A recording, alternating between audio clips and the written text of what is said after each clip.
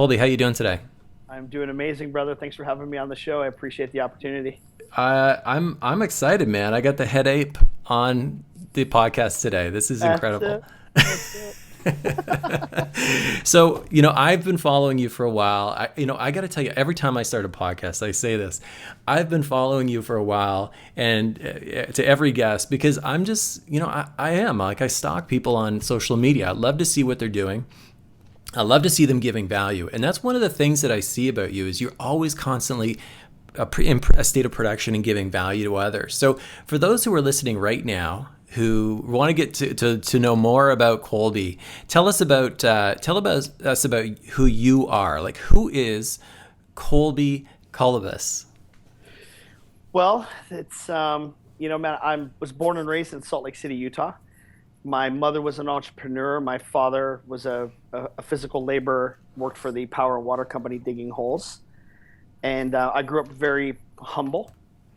I didn't have a whole lot growing up, but was always gracious and grateful for the stuff that we had. Parents divorced. I moved around a lot. I went to Southern California, Phoenix, Arizona, Hawaii, and New York, and ended up settling back in Salt Lake City. I had a stint in the music business where I was a tour manager and booking agent for a handful of major hip hop acts, Ludacris, Outkast, The Roots, and I did that. I thought that was going to be my claim to fame.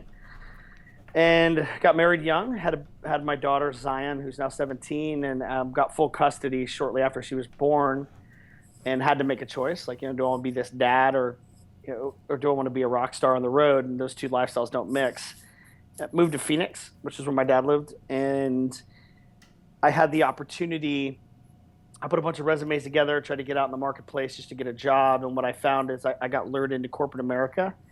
And I remember walking in the door and seeing the middle-aged white dude driving the Beamer, and I thought that's success to me, because when you don't have money, money is how you gauge success at that young age. And I did everything I could to get there, and spent 15 years as an executive in corporate America. I've always been an entrepreneur at heart and wanted to work for myself or done side gigs, and I had the opportunity to go full-time 4 years ago and haven't looked back, brother. I love it. Married, I got a beautiful wife named Jennifer, and four beautiful kids, a 17-year-old Zion, my daughter Sophie, who is 7, my son Noah, who's turning 5 next week, and then my son Max, who's about to turn a year. People who follow me know him as the intern. And so, like, what was it what was the calling for you to go, look, you know what, I need to be in the online world. I need to be in the online space. What was that calling? It happened on accident. So my entire career has been in business, like traditional business and marketing from a standpoint of branding. At one point, I was managing marketing programs for some of the top companies in technology: Cisco, IBM, Dell, Apple, Hewlett Packard, and I was spending $1 million a quarter on traditional marketing, whether that was events or branding, but nothing like online stuff, right?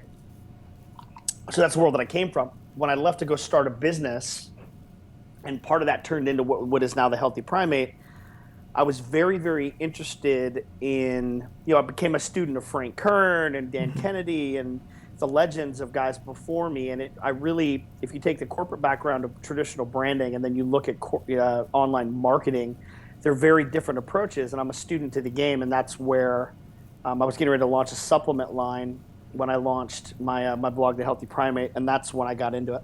And it took off from there. Why is it the Healthy Primate? How'd you come up with that? I was walking around at about 265. This was my first lesson on online selling and online presence. And there's a podcast, I'll send you the link after, that I highly recommend people listen to, with Tim Ferriss and a guy by the name of Noah Kagan. Noah was one of the first employees at Facebook, and there's a challenge around building a newsletter and an online product and selling in a quick time. And the challenge there was build a newsletter about something you're passionate about. Well, at this time, I had spent 16, 18 months going through a major transformation. Dude, I'm walking, I'm not a big dude. I'm 5'10", 5'10 and a half, let's say at best. And I was pushing 245, 250. And that's a lot of weight. Mm-hmm. And I was happy, but I was out of shape. And the first thing you do is you lose the weight, because that's the thing you see first.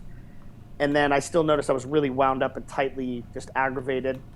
I was running a sports agency at the time. I met with one of the doctors that worked for me, and he said, "No, your cortisol is all out of whack."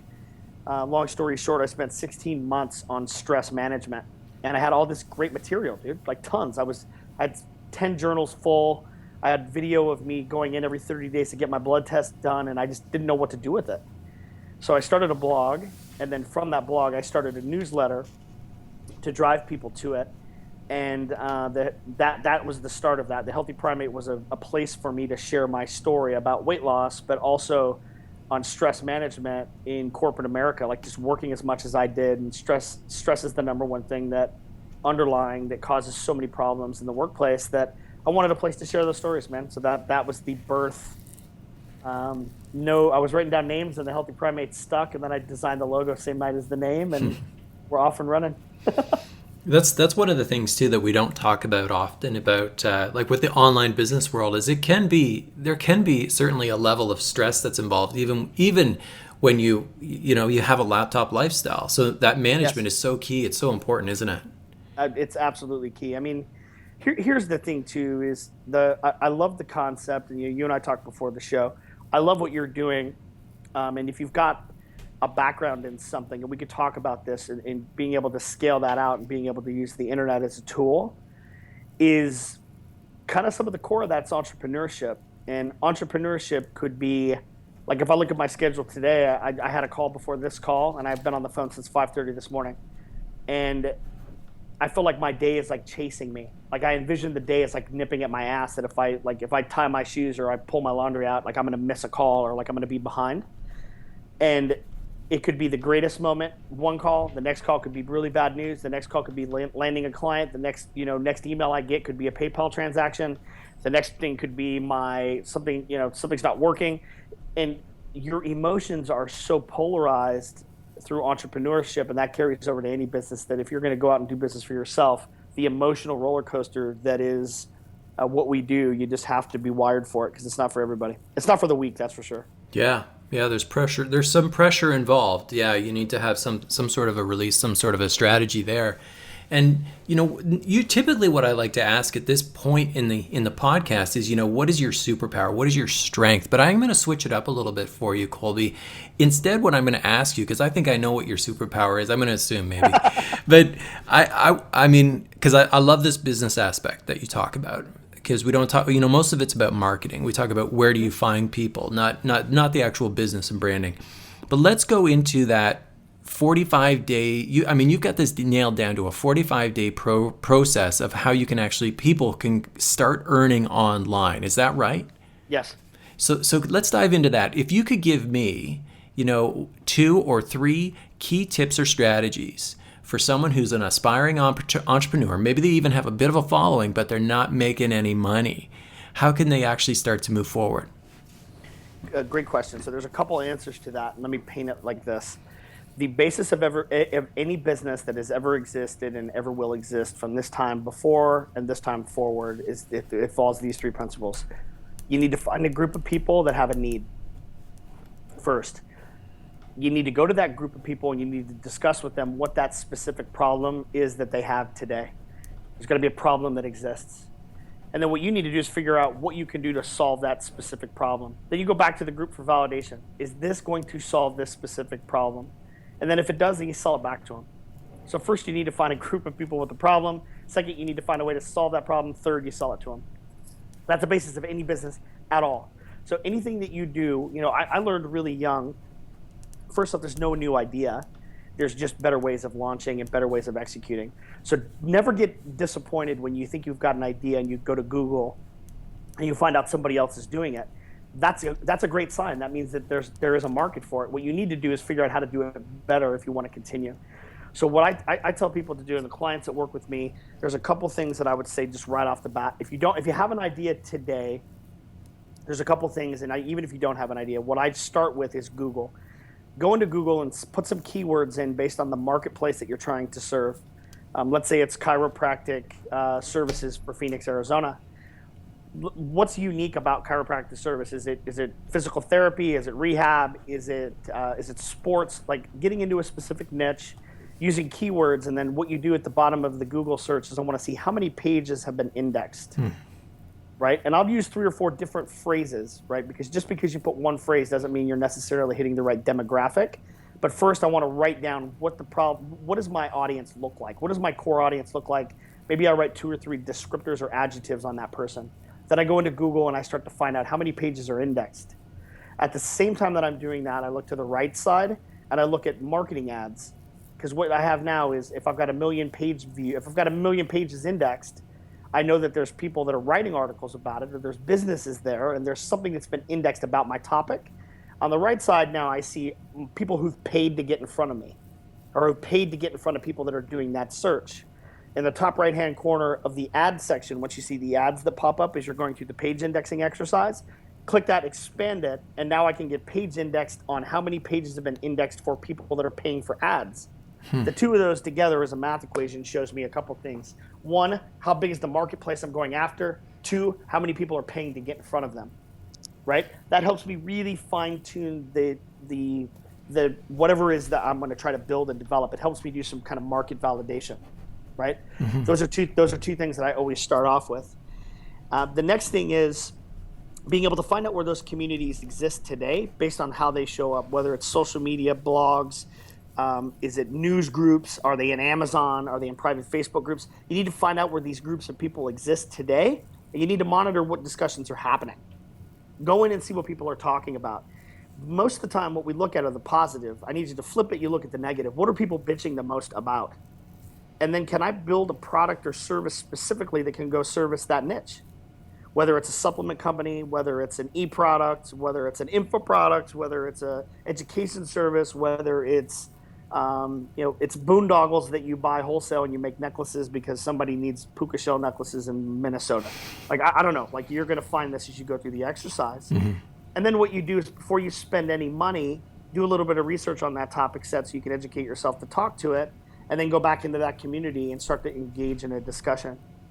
As you're doing that, I'm a multitasker, dude. I've got ADD, and it's when they do the behind the music scenes to my success, I'll attribute all my success to ADD. At the same time, you should be able to start building whatever that product or service is based on immediate feedback.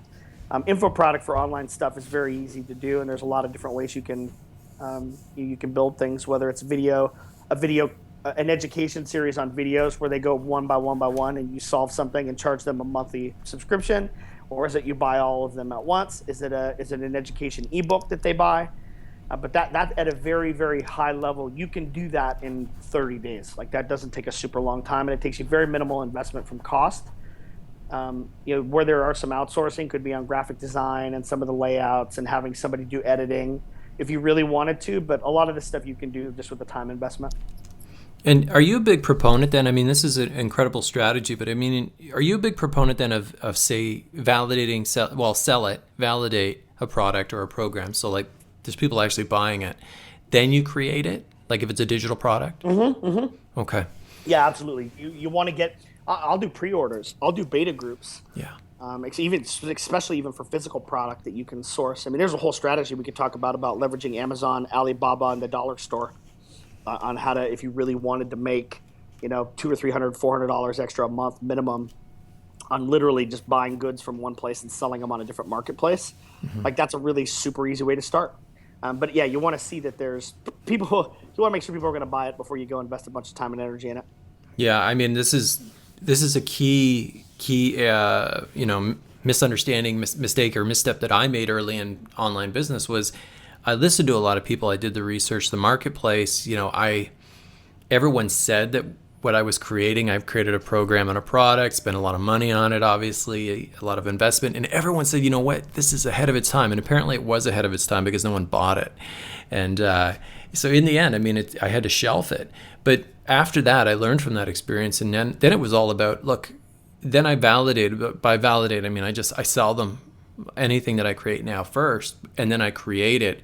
Then I tweak it and make it better. That's so, right. yeah, I love that. This is really practical for any of the listeners that are on, and I'm gonna actually throw out a little bit of a call to action for listeners right now. So Laptop Lifestyle listeners, if you want to actually learn more, and by the way, like I said, Kolby's continually giving value especially out there on social media. On Facebook, I see his videos all the time and his posts, but you can actually follow him on Facebook. I'll have a clickable link that you can actually get a hold of him and start following him on Facebook and learning more. So Kolby, let me ask you this. I mean, if you could say that there was one critical misunderstanding, that aspiring entrepreneurs, like, the fledgling entrepreneur, that they constantly make or drives you nuts, what would that misunderstanding be? That it's easy and that it's fast and that anybody can do it. I think that there is no get rich quick scheme. If it seems too good to be true, 99% of the time it is. The net secret to all of this there is one phrase, and it's take action. You have to take action. There's no secret pill. There's no magic thing that you're going to go do and all of a sudden make $1 million. You have to put the work in. And the misconception is that it's easy.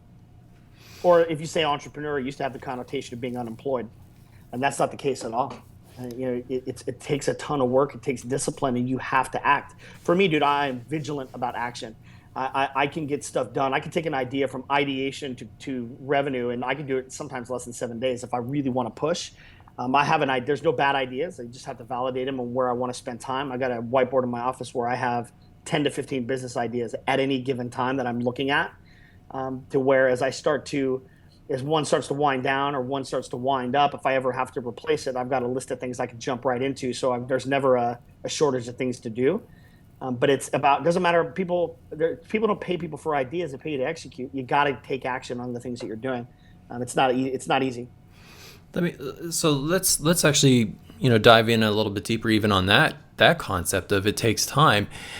In terms of a timeline, when you decided, look, I'm going to create a blog, I'm going to create a following and fans to going and actually monetizing and making money online, what was the timeline there for you? How long did that take?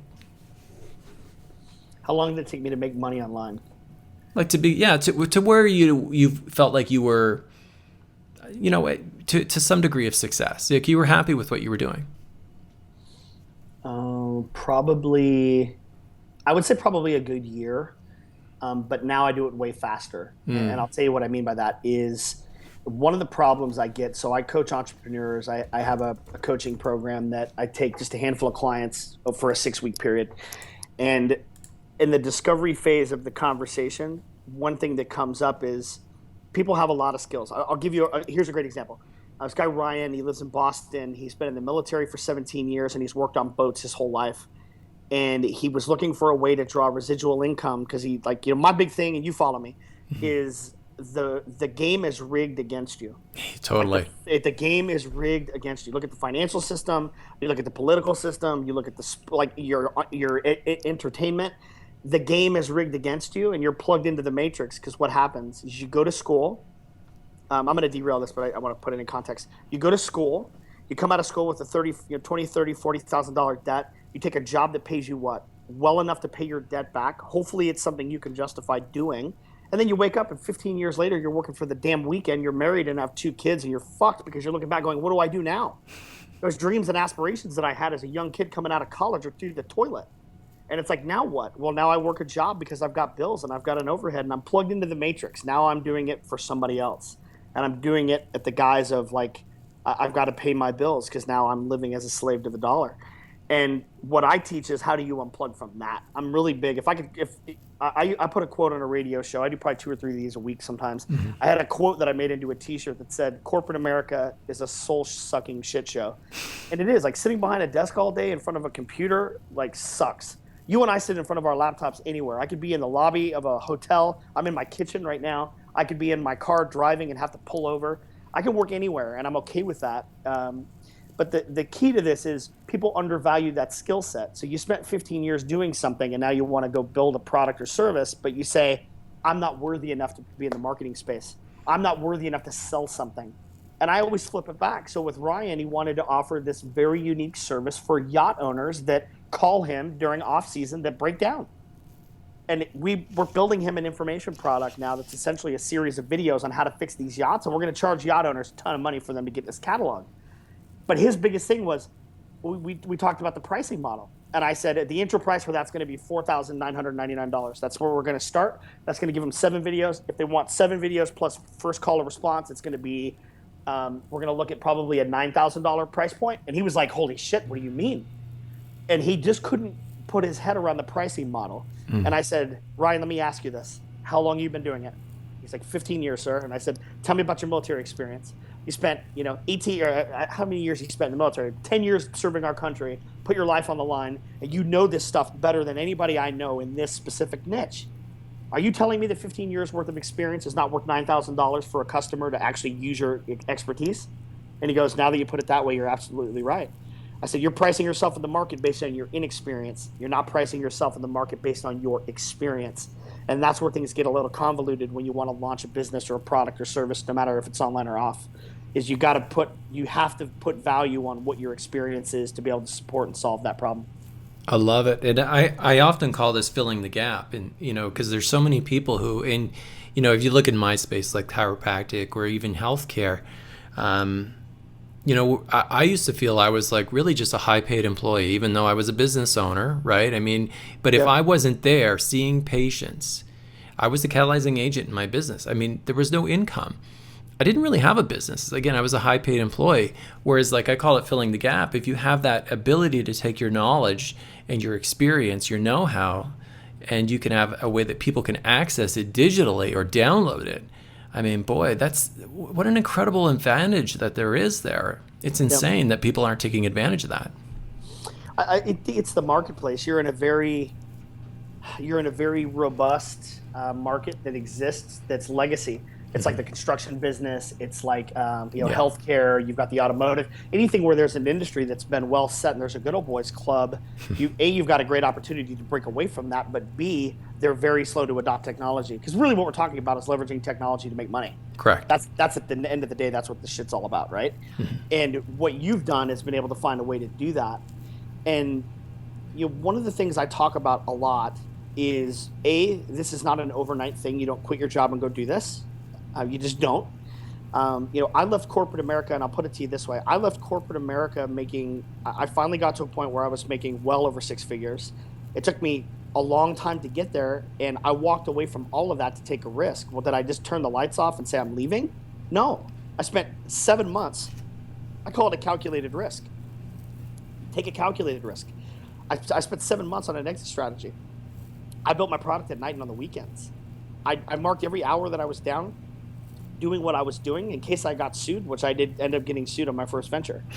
So I was able to show, like, I never used a company asset, I never used a company contact, and I never used company information. I did this all on my own time, and my own will. And I can do more in 3 hours on my shit than I could ever do in a 9 to 5 working 10 hours. It's because it's a passion. And then you make a transition into how much money do I need to be making of supplemental income before I can make that a comfortable lifestyle? And is that something I want to choose to do to work for myself? Or am I okay making an additional $7,000 to $8,000 a month? Because sometimes that's awesome just by itself. I could pay off debt. Being debt free is the key to all this, dude. Like, get out of the system, be debt free, and live on your own terms. And that little bit of extra income, man, is extremely, extremely important. And money doesn't buy happiness, but money buys freedom, and freedom allows you to be happier in the long term. Yeah. And if any little bit of extra supplemental income that you can drive or your listeners can create, brother, that's good stuff. It's a vacation for you and your wife. It's taking your kids out on a date night. It's being able to buy a new pair of kicks if you want a new pair of shoes, or whatever your vice is. It allows you some additional money to do that, and those things will drive happiness. Absolutely. And even more so, what I've realized is that I have a legacy now. Like, I mean, if something happened to me tomorrow, I mean, it's not like, my practice would stop, so I know that I have, my digital programs, they could still just be promoted and sold online and evergreened. I mean, it's incredible. Let me ask you this, Kolby. Do you think that the laptop lifestyle, do you think it's for everyone? Do you think everyone could do this? No, I don't. I don't. I mean, I just realistically, I don't think everybody's built to be an entrepreneur, and that's what this is. I think anybody could do it? I think if you're the key word here is discipline. I think if you're disciplined enough and you want it bad enough, yes, you can do it. If you want to do what we do, what we do is a little bit different. This is something we do full time. This is how we make a living. I live with a vigorous. I will not be defeated, and I live my life in every single project as if I'm going to die if it doesn't happen. And for that reason, it's like I'm wired different because I'm feeding a family. If you want to just dabble around in it, I think you can, but it's got to take discipline, and it's got to take some creativity, and it's got to take drive to action. It's not something you sit on. I mean, because things are happening every day. Algorithms change every time you log on to Facebook. I think anybody could do it. I think it's not built for everybody, if that makes sense. Thank you for that. And Kolby, where can, I mean, I've already kind of thrown out Facebook there. Is there anywhere else that we can send people to find you, to learn more about what you offer?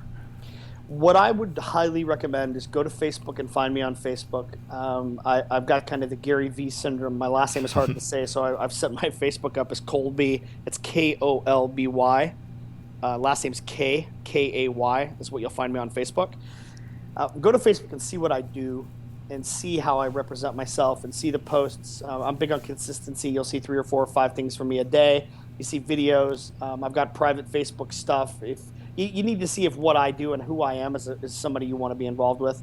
Everybody's got a little bit of a different flavor, and there's no gray area with me. Either like me or you don't. The next piece I would say is go to the takeactionacademy.com. I'm launching a bunch of really, really cool stuff that you can find there. Specifically to helping entrepreneurs take ideas to revenue. And it's a one-day class where you come and spend a half day with me, and it's based on tactics. We go into sales strategy, marketing strategy, identifying markets, all the stuff we talked about, I do in real time. Perfect. Okay, so Laptop Lifestyle listeners, you can head over to the laptoplifestylepodcast.com. We'll have a webpage dedicated to our discussion with Kolby today. Have clickable links to all the resources he's provided. If you're on your mobile, go ahead and expand those show notes on your mobile right now, and you can actually click through right now and actually start following Kolby today. Kolby, before I kind of finish up today, I want to ask you one final question, and that is, do you feel like you have actually, are you at a place now where you feel that you've actually made it? Let me switch that up. When do you feel like you will have finally made it in this business? I don't think I ever will, because that means I've gotten comfortable or complacent. That's a great question. I don't know that there is. I used to have an answer for that when I had a job. The answer now is, if I've ever said I've made it, I've become complacent. So I hope if you ever ask me that question, I don't have that. I never will have made it. Yeah, I mean, you know what? Every day I learn something new, and I'm like speaking to yourself, and talking to these incredibly successful online entrepreneurs every day I learn something new. I never really feel like I've made it. And I do feel that I would be in that place of complacency if I did. I want to thank you so much for being on the podcast today, and just bringing, your authentic self, having the head ape here, dropping knowledge bombs about how you can actually start to make money, start to monetize what you're doing online. Because I got to tell you, Kolby, I know people who have big followings, have audiences, have fans, but they're not making any money. So you've dropped some incredible value today. Thank you for giving back. Oh, it's my pleasure, brother. It's an honor to be on the show, and glad I could be here.